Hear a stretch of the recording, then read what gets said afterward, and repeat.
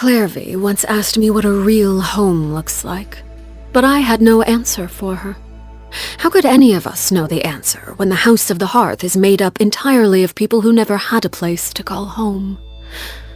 By killing Crucibina, I was able to assume the identity of father and rebuild the house under a new set of rules. Still, I'm well aware that even with these efforts, the house is far from that ideal. As for what a real home truly looks like, I suppose that question is best put to the side for now. Perhaps one day, Lyney will be able to give me a new answer. Lynette's uniquely calm personality is also her strength, and I believe she is more than clever enough to recognize that. She's an irreplaceable part of that little team of 3, and I would imagine that role brings her much joy. As her father, my duty is merely to give her the space to put those talents to good use. Freminet has a complex mind and often hides his emotions. He blames himself for things that aren't his doing and allows them to eat away at his conscience. I would imagine the other children might find it difficult to understand his manner of thinking. But you seem to share a similar delicate sensibility. Perhaps you two would make good friends. Monsieur Neuvillette intentionally maintains a certain distance in professional and private settings. Many say this makes him cold and unfeeling, but I believe the truth is just the opposite. In order for all beings to be treated equally under the law, a certain level of emotional distance is expected. Maintaining that kind of indifference is in itself a demonstration of kindness. I asked Lyney to deliver an assortment of cakes for her theater troupe to enjoy during tea time. The children made the cakes themselves, as a gesture to express the support and enthusiasm of her audience. I do hope she enjoys them. When I was imprisoned, it was the Tsaritsa who pardoned me and gave me the title of Harbinger. I could sense she was a person of true sincerity and compassion, unlike all those pompous hypocrites with their posturing and rhetoric. Yet, it's difficult to say whether her compassion alone is enough to melt the ice and snow that permeates her land. All I can say is this. If we are forced to be at odds one day, I will raise my weapon against her without hesitation, because that is the greatest level of respect I am able to bestow. As the original Harbinger, much about him remains a mystery. Upon our first meeting, he recognized my background with ease, yet to this day, I know little about him. He is very powerful, and that power comes with a high level of responsibility. However, I believe him to be someone worthy of respect, independent of the power he holds.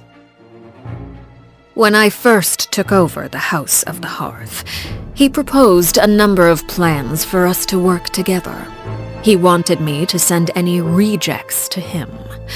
He planned to experiment on them and then share the results with me. I heard that he and the previous knave had quite the professional rapport in that regard. All I can say is that if he weren't one of my fellow Harbingers, I would have expedited their happy little reunion long ago. She is a very special Harbinger. Pose her a question, and the answer you receive will be entirely unpredictable, if she sees fit to give a proper answer at all. Regardless, any answer you do receive is sure to be an interesting one. The Rooster holds little love for me, and the feeling is mutual. He is an acceptable mare, I suppose. Perhaps even an exceptional one. He has an uncanny ability to make great gains at a small price, which has earned him substantial acclaim throughout his political circles. However small the price may be, if it continues to come at the expense of my organization, sooner or later... I have little interest in her. She's extremely passionate about her research and does not appear in public often. In fact, many of our officers have yet to see her at all. Compared to, let's say, someone who would go so far as to create segments of themselves to better wander across the land, I suppose you could say she is at the other end of the extreme. I won't deny that he is a capable and imaginative individual, but he lacks clarity. He can formulate grand plans and manipulate the economy with ease, yet at the same time, he allows his actions to be governed by the vengeance and hatred locked in the depths of his heart. Rational people often believe themselves capable of controlling their emotions, but I believe that confidence is their greatest weakness. She and Pierro were the first harbingers I became acquainted with. Her prideful attitude when she first visited the House of the Hearth failed to earn her many friends among the children. Subsequent visits were accompanied by gifts, and the stately claim that those who dislike me shall receive none. The children quickly learned how to play pretend, and she in turn basked in their attention, superficial though it may have been. I imagine she quite enjoyed being surrounded by children, perhaps due to the persistent loneliness that plagued her. I found her sacrifice to be a great shame. May she be reunited with her lover in death. Objectively speaking, his personality is ill-suited to that of a harbinger. He often tries to think the best of others and finds himself used by them as a result. Of course, he is very talented. With time, I'm sure he'll come into his own. I see no need to judge him too early. I am the knave, Arlecchino, fourth of the FATUI Harbingers. The children of the House of the Hearth call me Father. I do hope our partnership proves to be a pleasant one, although I would imagine that should be fairly easy. After all, there's no cause for contention between us at the moment. Wouldn't you agree? Staring into my eyes is ill-advised. I can't promise you'll like what you see. What could the children be up to?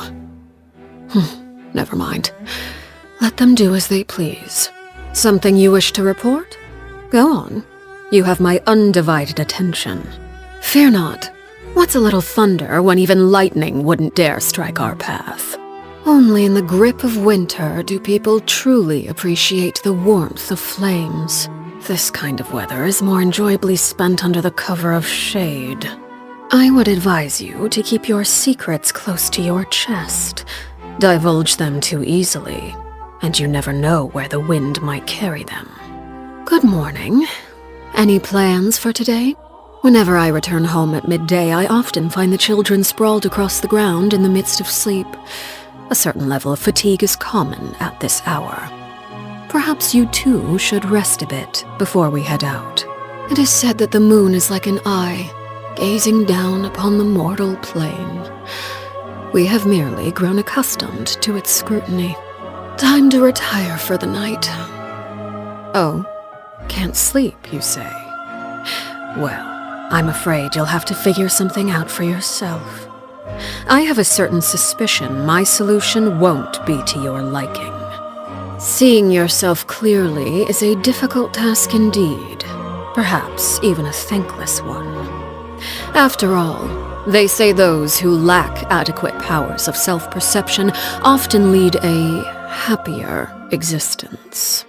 On occasion, I hear others whisper in secret, calling me cold and cruel. People are free to believe as they wish, and I don't intend to clear up their misconceptions. Prejudice has a way of concealing the truth, and that is hardly to my disadvantage. Still, I believe the time has come for certain measures to be taken to live up to their expectations. Let's just hope those on the receiving end of these measures have enough power and status to escape with their lives. Our ideals are not entirely aligned. If we are to work together, we must be willing to compromise. To that end, I'm willing to share certain secrets with you. Information that I choose not to reveal, however, is best left unexplored. For your own good, of course. The children simply adore your stories. They often ask me when you're coming around again. I do hope you won't let them down. Betraying their expectations comes with a price. Perhaps that's something worth your consideration. For the longest time, there wasn't anything I desired, until the idea came to me to assassinate Crucibina. It was a ludicrous thought then. She was a harbinger, famed and experienced, and nearly everything I knew about fighting was taught by her hand. However, it appears you need only desire something with sufficient intensity and the gods will answer. In the end, I gained a vision, and after making certain sacrifices, I mastered this power. Surpassing one's teacher often requires the pursuit of the unexpected. Flames course through my body like blood. This may be nothing but a figure of speech to some, but for me, it's the harsh reality of my existence. The Aurora in Snezhnaya is quite beautiful. Certainly worth a visit. I once had a pet spider named Bambi. Raising spiders is quite fascinating. They cannot be domesticated like cats or dogs. Any affection bestowed upon them will not be returned, and they require little investment in terms of care. It's the kind of relationship that suits me perfectly. You wish to know more about me? Why, of course. Our relationship is one of mutual trust. There's little need to keep things hidden. I would only inquire as to whether you're truly prepared for what you might learn. Secrets can be sharper than a knife. Innocent curiosity can lead to dangerous places. The moment you wield a blade, you realize that different lives carry different weights. Some people have an air of renown and distinction, yet grovel and plead for their lives when faced with death. Their outward demeanor nothing more than a hollow facade. Others appear unremarkable, yet carry a heavy burden within. Despite the factors that differentiate us in life, death awaits us all. The great and final equalizer. Cruel, you say? I merely state the truth. My Snezhoviches and Snezhevnas, those with the courage to walk through shadow, even when the world gets dark, and the conviction to embrace the heat, even at the risk of getting burned. I will do my utmost to teach them how to navigate life. The House of the Hearth begs favors from no one.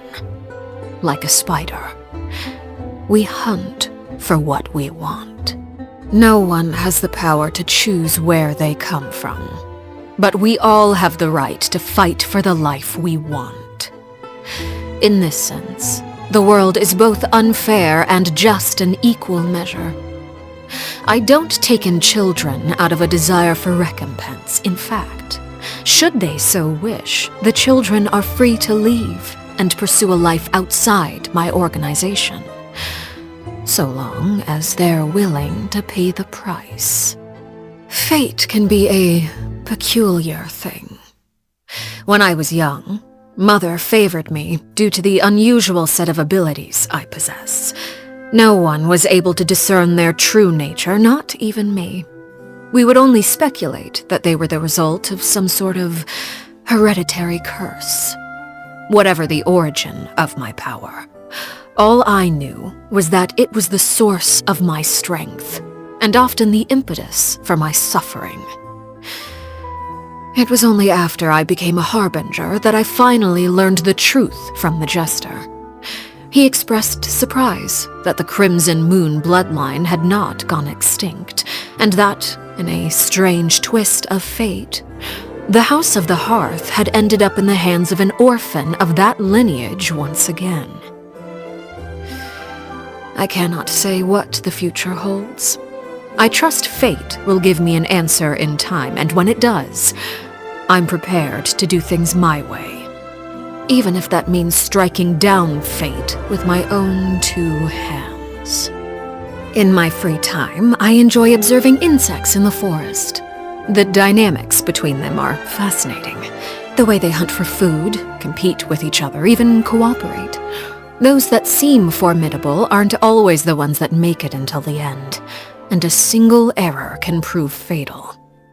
I observe their struggle as they near death, and slowly commit the image of their suffering to memory, much like I do for those that fall by my own hand.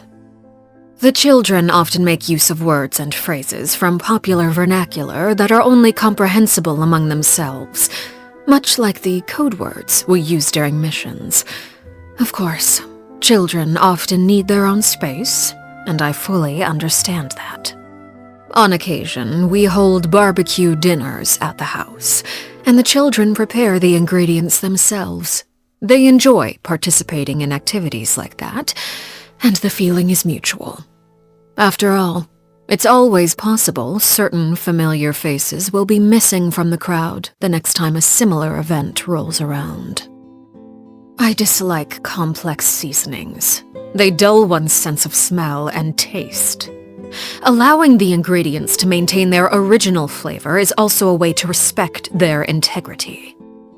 An impressive showing of culinary expertise. Perhaps you'd be interested in teaching a cooking class at the House of the Hearth? The taste is palatable. Perhaps the children will enjoy it. The intent is appreciated, but there is much room for improvement. This memo states that today is your birthday. Is that true? Birthdays should be lively occasions. It's always nice to have an excuse to set formal matters aside every now and then, whether it's for the purpose of celebrating yourself or others. Come, I've prepared a feast for you at the House of the Hearth. Let's not keep the children waiting.